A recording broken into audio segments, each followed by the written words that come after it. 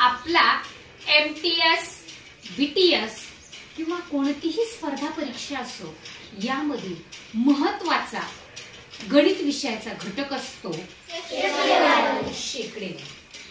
मग आता शेकडेवारी म्हणजे नेमकं काय? आता तुम्ही आहात तिसरीला, चौथीला.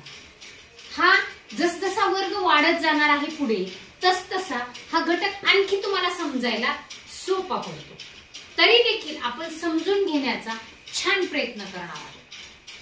शेकडेवारी सगळ्यात महत्वाचं, या शब्दाचा अर्थ जर पाहिला, शेकडेवारी किंवा शतमान म्हणजे त्याचा अर्थ होतो प्रति 100, म्हणजे प्रत्येक 100. प्रति 100 म्हणजे प्रत्येक 100ला काय जे दिलेलं असेल त्या पद्धतीने ते उदाहरण.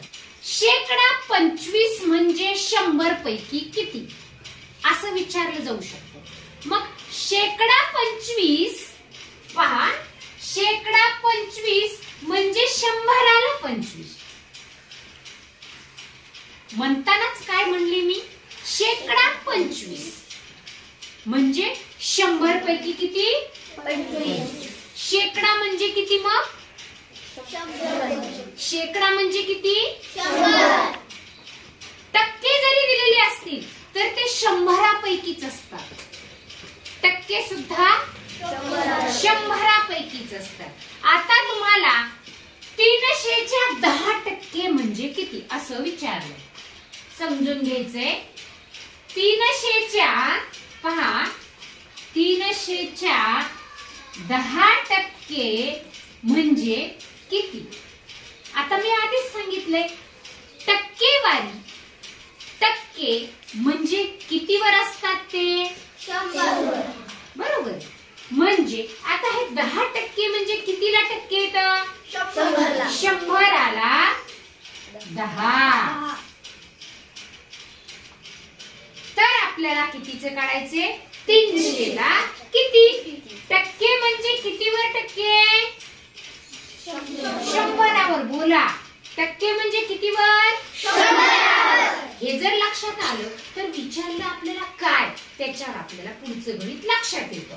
100वर 10 तर या 300वर किती? याला तुम्ही मोठे झाल्यानंतर कळणारे त्रैराशिक मांडणी म्हणतात. मग आता या 300चा आणि 10चा गुणाकार करायचा आणि त्याला 100ने भाग द्यायचा. तो कशी मांडणी करायची पाहू. 300 गुणिले 10. आता पहा, 300 गुणिले 10 त्याच्या खाली भागिले किती? 100.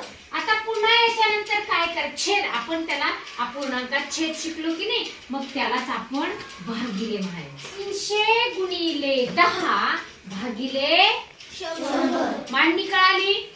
इथपर्यंत कळालंय? मग आता लक्षात घ्यायचं, 1 0 इथला कटला, 1 0 इथला कटला, या 100तला 1 0 कटला, इथला पण 1 0 कटला. काय शिल्लक राहिलं बरं? वर काय शिल्लक राहिलं? 3 गुणिले 10 शिल्लक. कारण छेद 1 म्हणजे प्रत्येक अंकाच्या खाली छेद 1 असतोच. म्हणजे आपण 10 गुणिले 3 म्हणजे 30 भागिले 1. जरी नाही लिहिला आपण 1 हा, तरी प्रत्येक संख्येच्या खाली 1 असतो. म्हणून या 300च्या 10% म्हणजे किती उत्तर आलं? मग 30. एकच फक्त लक्षात घ्यायचं, टक्के म्हणजे 100वर असतात दिलेले. आता आपण आणखी उदाहरण पाहू. 800च्या शेकडा 6 म्हणजे किती? मग आता शेकडा, शतमान, टक्के या सगळ्या शब्दांचा अर्थ एकच होतो की 100ला तेवढी. पहा, फक्त इथे शब्द बदलला. मगाशी टक्के दिलं होतं, मग शेकडा म्हणजे काय? 100. फक्त हे फिक्स डोक्यामध्ये ठेवलं की आपलं उत्तर बरोबर येतं. मग आता परत एकदा पाहूया. 800च्या शेकडा 6 म्हणजे किती? मग शेकडा 6 म्हणजेच 6%. कितीवर? मग परत लिहायचं 100वर किती टक्के 100वर 6. तर आता कितीवर काढायची 800वर किती. परत सांगा आता कशाचा गुणाकार करू 800 गुणिले 6 भागिले 100. छान भागिले 100. सांगा आता पुढं हे 2 शून्य गेले हे 2 शून्य गेले. सांगा किती शिल्लक राहिलं वर अंश 8 गुणिले 6 किती होतील 8 गुणिले 6 छेद 1 म्हणजेच 8 सख 48 छेद 1 म्हणजेच 48. 800च्या शेकडा 6 म्हणजे किती येणार मग 48. शेकडा समजला 100वर तेवढे लावले आणि राहिलेले विचारलेले जर लिहिले तर आपलं अचूक उत्तर यायला काहीच कठीण जात नाही. अगदी आपली शेकडेवारी या घटकावरील उदाहरणे पक्के होतात. आता पाहू आपण 225 चा यात शेकडा 8 किती शेकडा 8 म्हणजे किती. आता आत्ताच्या सारखंच तुम्ही मला सांगायचं. पहा शेकडा 8 चा अर्थ म्हणजे काय सांगा.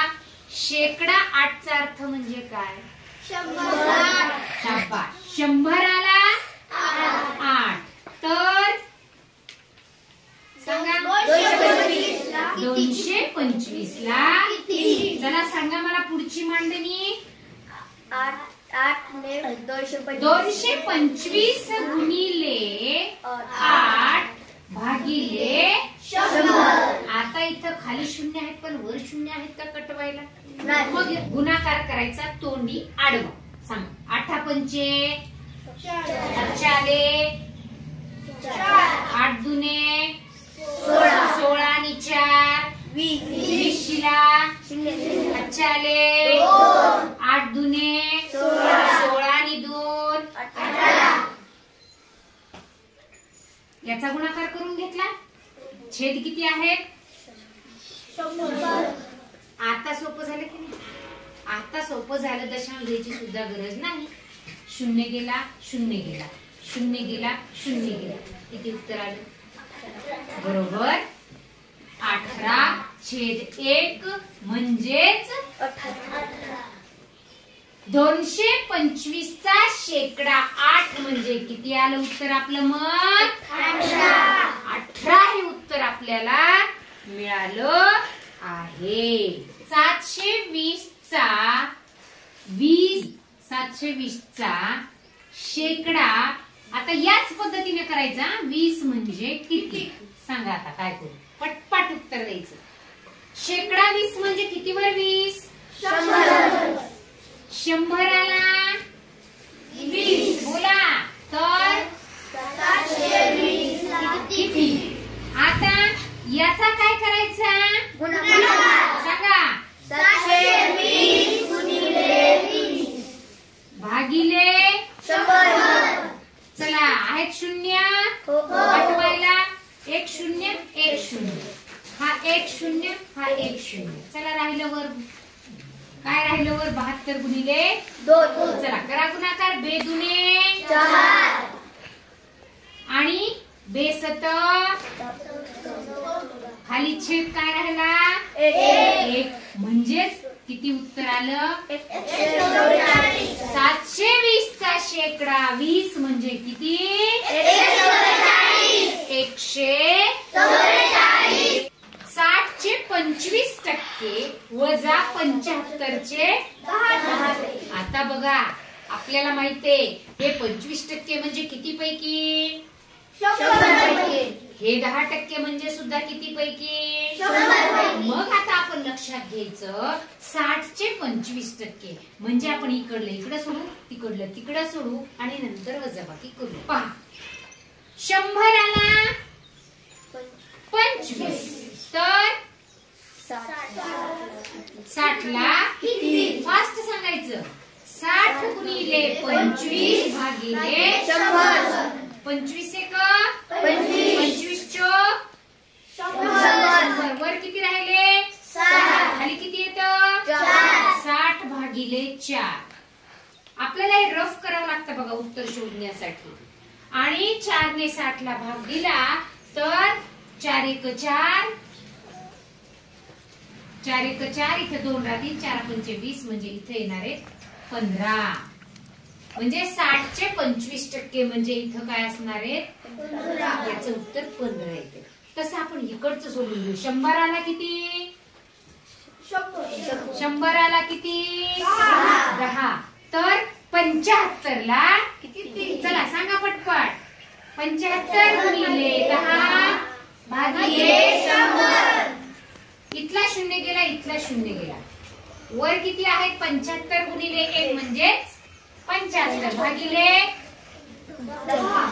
आता लक्षात घ्यायचं, जेव्हा छेदस्थानी 10, 100, 1000 असे 10च्या पटीमधील संख्या असतात तेव्हा तेवढे अंशस्थानी दशांश डाव्या साईडला जातात.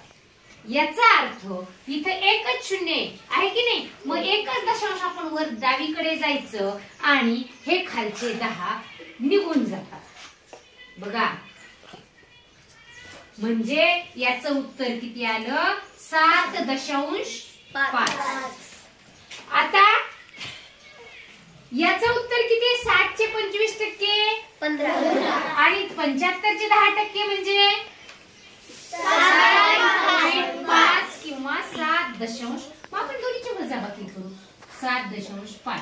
आता पुढे जसं तुम्ही मोठे होणार आहात तसं तसं तुम्हाला या गोष्टी माहिती होणार आहेत. आता वजाबाकी करायची. तुमच्या लगेच मनामध्ये प्रश्न पडला, वजाबाकी करायची कशी? हे तर दशांश आहे, आपल्या पुस्तकात तर अशी वजाबाकी नाहीये. पण आता लक्षात ठेवायचं, आपण BTS आहोत, स्पर्धा परीक्षेसाठी तयारी करत आहोत. कोणत्याही पूर्ण संख्येच्या 15 ही पूर्ण संख्या आहे आणि ही काय? अपूर्ण. ही संख्या कशी आहे? पूर्ण आहे. आणि दशांश आहे म्हणजे ही अपूर्ण आहे. हे 7 पूर्ण आहे, हा पुढची संख्या अपूर्ण आहे. मग 15 मधून 7.5 वजा करायची. कशी करायची? मी सांगितलं तुम्हाला, पूर्ण संख्येच्या पुढे दशांश असतो म्हणजे 15. आपण इथं दशांश नंतर एकच अंक आहे की नाही? मग आपण इथे दशांश नंतर एकच 0 घेऊ वजाबाकी करण्यासाठी. आता वजाबाकी करूया. वजा 7.5.